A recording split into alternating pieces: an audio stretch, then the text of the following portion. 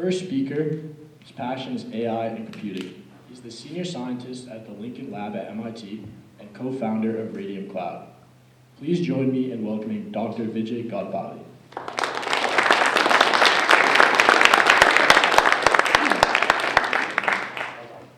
All right, thank you very much. It's a pleasure to be here today. So I want to talk about something that's very real. A lot of you are the future leaders, business titans, doctors, scientists, artists, philanthropists, philosophers in the audience. And there's this big train coming towards all of us called artificial intelligence. And so we're trying to figure out, how does this work? How can you still lead healthy, productive, fulfilling lives while still utilizing some of this technology that's out there? So I wanted to talk today about how can you AI-proof your future. And I'll be the first to admit this is just a start to this conversation, and by far I don't have any or all of the answers here. So hopefully this gets you thinking in that direction. So how many of you in this room feel that you're ready for the future? There's a lot of uncertainty out there, whether it's the way that we're operating as a country, across the world, the technologies that we're building, how good or bad this technology is going to be for us. There's constant change going on, and there's a lot of questions being raised out there. So question, just hands in the audience. How many of you feel ready for the future? Or, okay, so we got a couple of, that's great, awesome. So the news, if you look out there, can be quite dire. And the world is changing very quickly. By some estimates, by 2030, 30% of the hours worked will be automated. Similarly, mass automation is going to be taking away certain skills and taking away certain jobs in which speed, repetition, scale are important. And finally, the competition you all face is global. It's coming from everywhere in the world.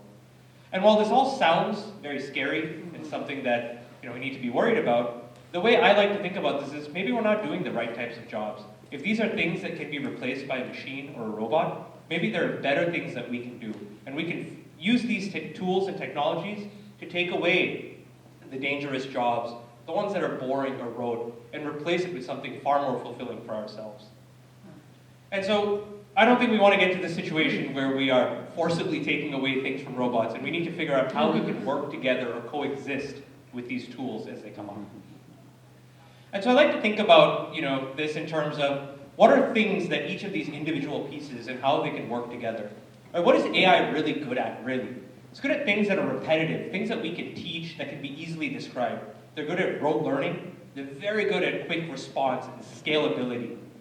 Sometimes they're really good at boring and dangerous things as well, things that need to be repeated over and over again. On the other hand, humans are really good at reasoning and innovation and strategy.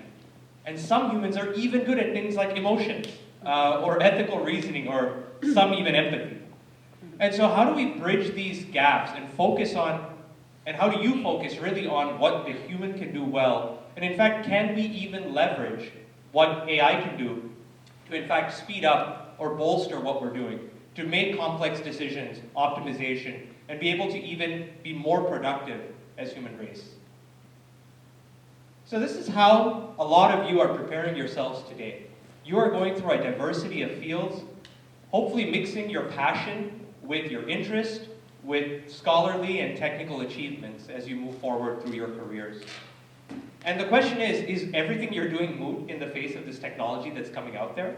And I really hope it's not. And I believe that if we're able to focus on a few core pillars of development, that everything you're doing is absolutely valid, all of the career fields you're choosing are absolutely valid, and that you'll have a great, fulfilling career ahead of you if you incorporate some of these tools in a good way with what you're doing.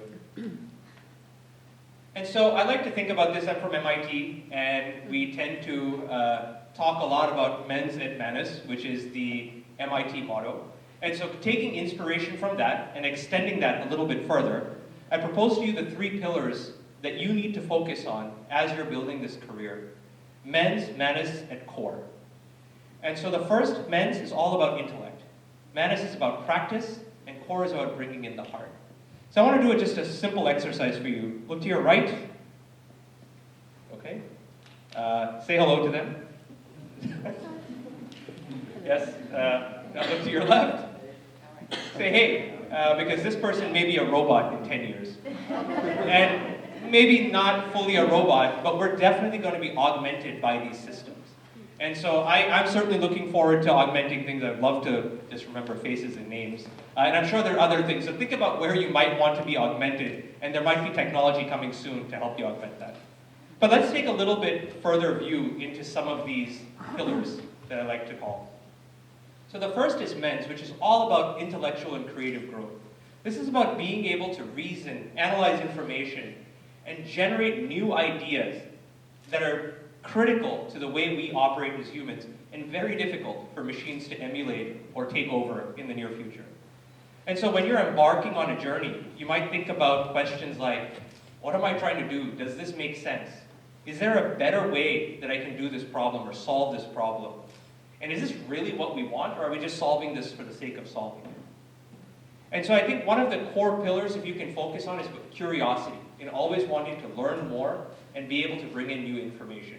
This is, again, very difficult for systems or machines to emulate or take over, and one way that you can AI-proof your way into the future. The second pillar was manus, or practical and technical skills. This is about building a foundation based on technology, entrepreneurship, leadership, and making yourself self-reliant and capable. Again, these are characteristics that machines cannot emulate and make yourself AI-proof. And so the question when you're embarking upon different journeys is, what do I need to learn in order to achieve this task? How can I take a complex task, break it down into smaller problems, and then achieve them one by one? What are the practical steps that I need to take to go from idea to prototype to practice? And finally, are there ways that I can actually leverage technology to help myself as I'm working through this process? And I know, I'm sure many of you have heard this many, many times, and I'm going to repeat it once more. It's not just hard work that gets you to move forward, but it's about having hard, smart, and dedicated work, which is what you need to really move forward. And the final pillar I wanted to mention today was core, where it's all about emotional and social development. One of the strongest aspects where machines will not be able to take over are areas in which we have human connections. And those are one area which is certainly resilient to AI or robotics taking over. And so as you're going into a new task or a new problem, you might ask questions of yourself such as, how do I react to difficulty or adversity? Or how can I show empathy and foster some of these deeper connections? And do I actually know how to collaborate with people or work closely with people, and how do I communicate openly with them? And I love to talk about this pillar because it is very difficult for a machine to take over that type of human connection. And that is what will always make us unique to these systems. In any career or field that you focus on, in which you're able to add the human connection to your work, you're going to be safe from these machines taking over. And so I know it's very easy as someone to come up here, stand on a big red dot, and tell you all these things which you probably have heard in some way or the other. And so I also wanted to share at the end here some practical ways that I have personally found fulfilling in order to practicing these variety of pillars. So the first is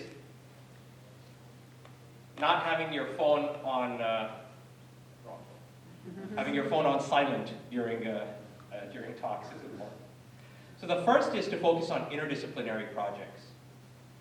I have worked and had the pleasure of working with, in a single project, doctors, scientists, artists, designers, sociologists, economists.